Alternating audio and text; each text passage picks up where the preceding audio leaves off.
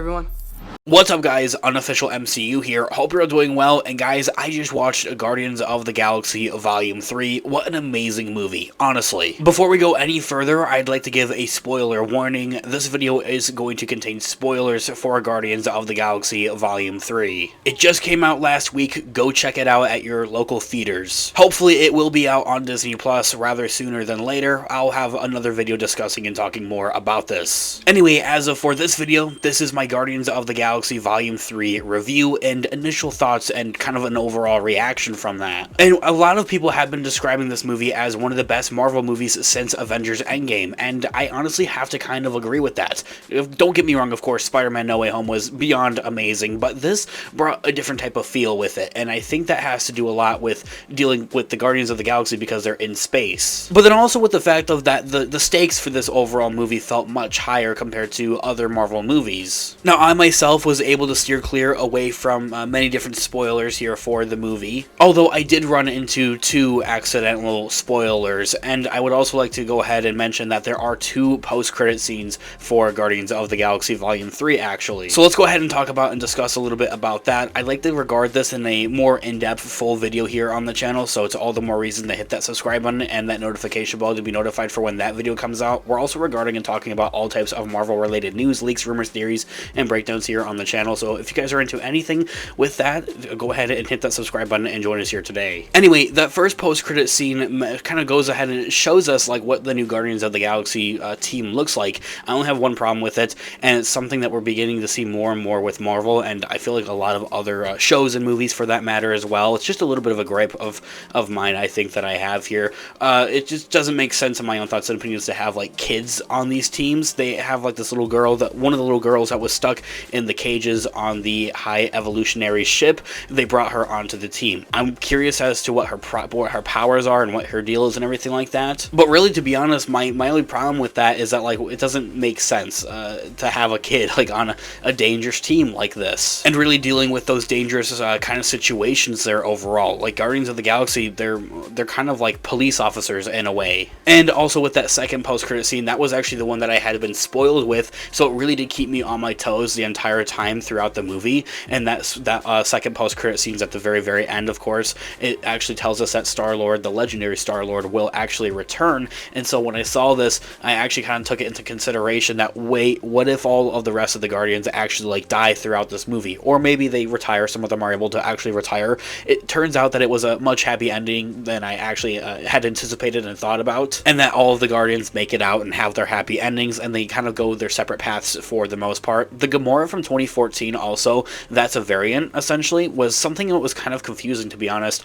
with kind of like halfway through the movie it took me to figure that out. I hadn't really thought about it or anticipated it all that much to play such a large role throughout this movie here, but she really did, and it's something I'd also like to discuss a little bit more in a separate video here on the channel. Although really, to sum it up, is that Gamora that we see in Guardians of the Galaxy Volume 3, we know that isn't the same Gamora that we've had in the first two Guardians of the Galaxy Volume 3, or before those, the Volume 1 and Volume 2 for Guardians of the Galaxy. That Gamora dies actually in Infinity War, being thrown off the cliff from Thanos to get the Soul Stone. So my big question, and maybe your question is where did that Gamora come from? The one that we see in Guardians of the Galaxy Volume 3. That one is from 2014, as a different variation that we see in Avengers Endgame, when Thanos from 2014 makes his final stand with the Avengers, coming and going time traveling essentially back to the present time in the Avengers Endgame movie, also bringing an evil Nebula variant and an evil Gamora variant with him along, so with the ride as well. And so in Avengers Endgame we see that evil variant of Nebula die, and same thing with Thanos and the rest of his people. But however, with the Gamora is that she doesn't, and she goes off and does her own thing. So this is kind of what she's been doing. So really the whole thing with the legendary Star-Lord will return in that secondary post-credit scene, it really kept me on the toes, on my toes the entire time, and at the edge of my seat the entire time, because I'm anticipating the rest of the Guardians to either die or maybe some of them retired. They all retired, as I had mentioned, and kind of have their happy ending. They all go off on their separate paths. However, with Star-Lord is that he's really just taking some downtime. So to see that little bit of a tease is that he will be returning in the future is something very cool. And not just that, but with a lot of the promoting and marketing and teases from James Gunn and some of the people that had actually worked on this movie, is that a huge tease that they've been throwing away and around really is the way that the stakes are much higher for this movie. And then not everybody is going to have a happy ending for this overall movie as well. well. However, that's kind of honestly the opposite of that. Everybody did have a happy ending. They really do throw us off the trail with that. Remember back to the beginning of this video that I had mentioned of how this overall movie feels a lot like the same of Avengers Endgame, like one of the best movies since Avengers Endgame.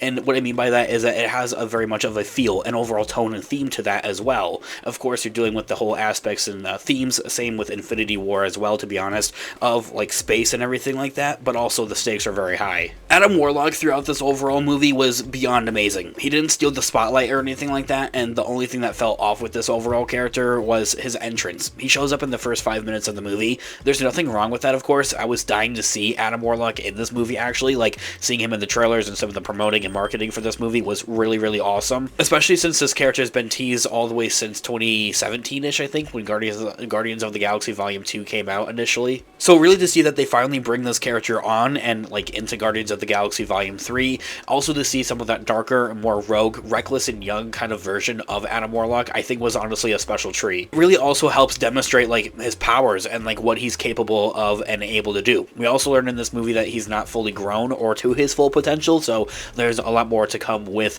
Adam Warlock. To see a more rogue Adam Warlock, though, I think in the future with more developed and a more, just I think overall grown up Adam Warlock in the future of the MCU is something that I am looking forward to. Like maybe like a Captain America Civil War type of style of where he goes up against Hulk or another really major powerful character like Captain Marvel or maybe Thor. I think could be something that would be interesting and really cool to see nonetheless. But then also at the same time to see that he is like officially joining the new Guardians of the Galaxy team as well is something really cool. And he's going to be a very powerful team up going forward in the future of the multiversal saga. But don't get me wrong, he won't be too powerful because he's still young and hasn't completely had fully developed powers or hasn't really trained all that much either. Also discussing lastly here with the High Evolutionary and his overall character, I'm speechless honestly. Like that was so much better than I had anticipated or expected to be. My only disappointment with that is that I just wish that this character had been like more promoted, more in the marketing, more in the teasers and the trailers, and talked about a little bit more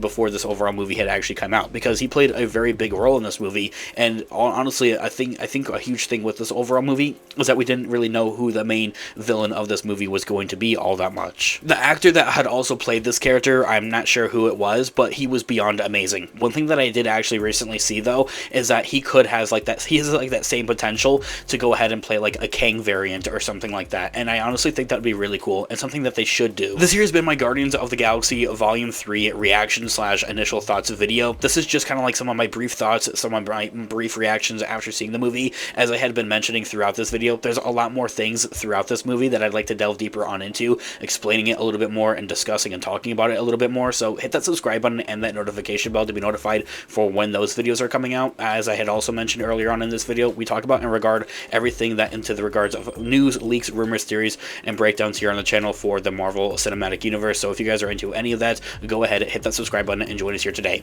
Guys, let me know all of your thoughts and opinions in the comment section down below. What did you guys think about Guardians of the Galaxy Volume 3? I can't wait to discuss some of these things with you guys. And so until next time, I'll catch you guys in the next video. Thanks so much for watching today's video. Have a great one, guys. This has been Unofficial MCU. Peace out.